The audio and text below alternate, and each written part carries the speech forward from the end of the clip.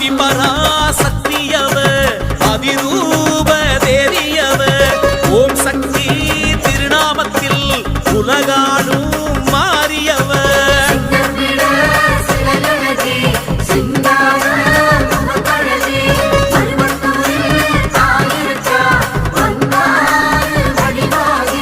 வேம்பும் பாம்பும் அம்மாவசம் மருவத்தூரு